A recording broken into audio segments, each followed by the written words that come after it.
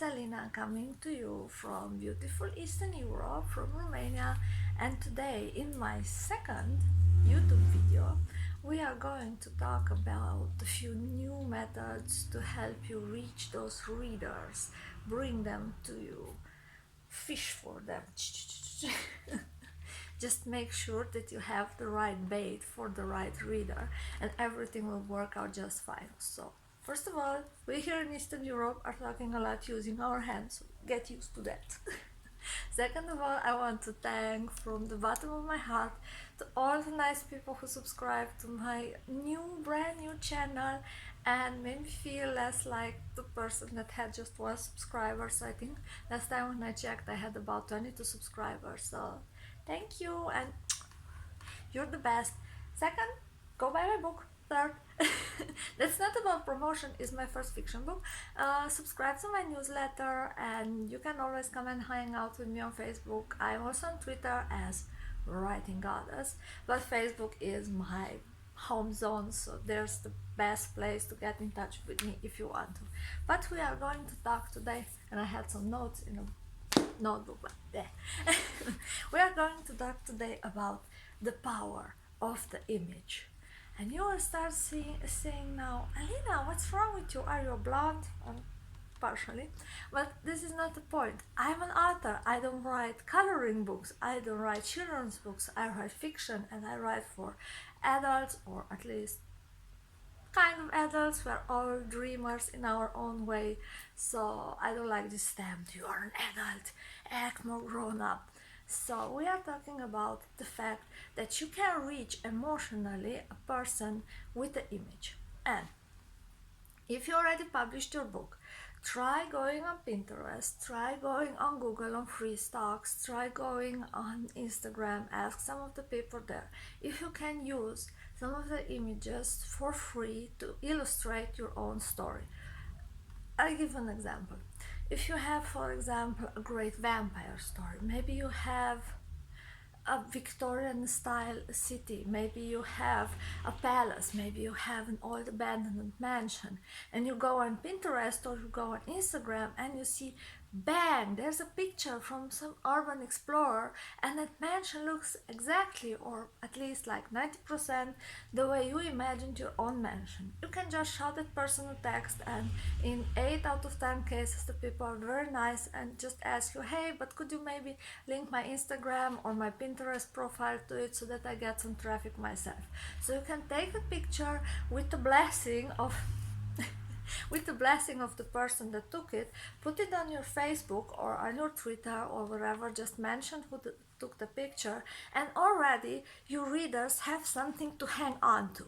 You don't give them any abstract feeling of your story, you give them something concrete. I did this with my apocalyptic world in Alice in Dystopia. I also had some images of some women that looked like my two main characters, Janie and Alice, and I actually used those images. I asked the people that are the owners of the image, hey, is it okay if I use your image to promote my apocalyptic book? I will just put them on Facebook, so I will not use them for paid ads, or they will be not used for covers or anything else. Like, I promote me, but I promote you, and you will just be connected to my story. And most of them were so nice and so cool, and they were like, sure, no problem, you can use them. If you could maybe link me, or if you screenshot the image, can you keep the name of whoever took the picture or created the art so that the people seeing the image can go back.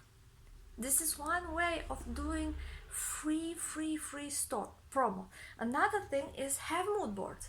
Pinterest allows you to create boards, so you can create a mood board. This is again legal, it's free, there are no strings attached, and you can take screenshots of those mood boards and just post them on your Facebook or on your blog.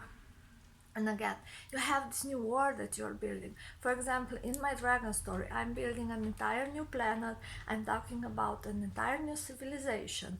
I'm talking about this planet with the silver jungle, about creatures that are poisonous and blue and look in one way and look in the other way, or in my Alice in Dystopia where I have mutated animals.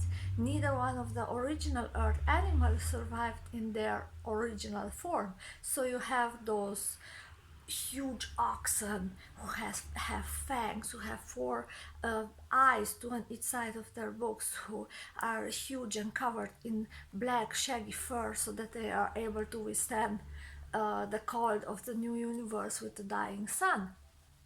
I found a folder on Pinterest called Mutations, and I just added some of the animals that inspired me and that were actually clicking very well with the image that I had in my mind, because when I write I see images, and if you put something visual out there you get a higher probability of grabbing somebody's interest. Imagine the following scenario: you're on your phone. No, nah, yeah, like, yeah, boobs, like, yeah, cute guy, like, yeah, okay.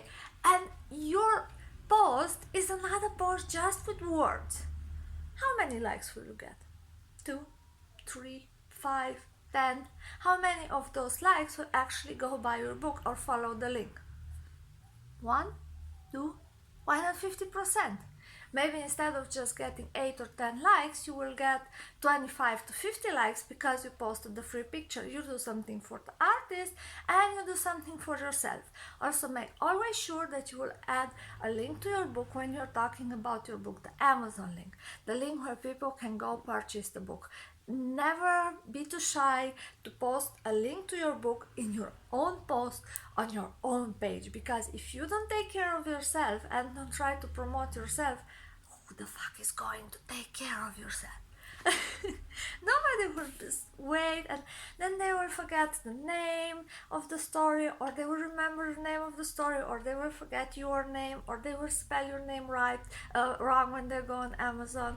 And then what? Nobody has so much patience nowadays to start going back and searching. How often did you saw a post that you considered maybe interesting, but you have forgotten who made the post, you have forgotten what the name of the author of the book, or you have forgotten the name of the book, and then you had maybe a half-ass attempt on Amazon to find the book, but after that, oh god, there are so many other books that are catching your attention. So why would you be obsessed, or why would you stick with that certain book when there are other authors that are doing their fucking homework and that are attracting attention by using the power of the image? Another thing, that if you are a little bit graphical talented, you can buy some stock pictures and you can add quotes from your book on those stock pictures, and you can share them around with the link of your book, or having them in a rotation on your header or on your profile picture as your profile picture, or just post them once or twice a day on your own personal page or on your author page, or why not post them on both.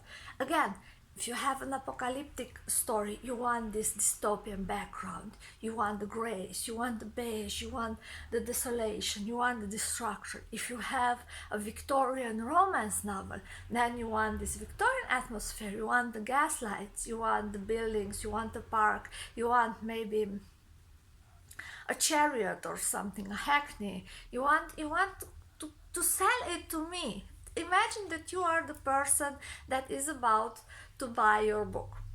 What would you like to see in order to convince yourself to buy the book?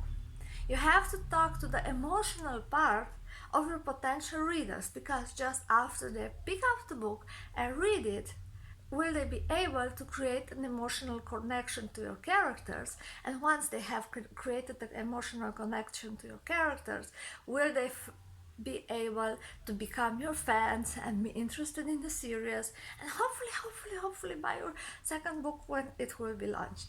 So this was all for today. Please don't forget to subscribe, like, share, buy my book and come hang out with me on Facebook and on Twitter and on Instagram, and I'm everywhere.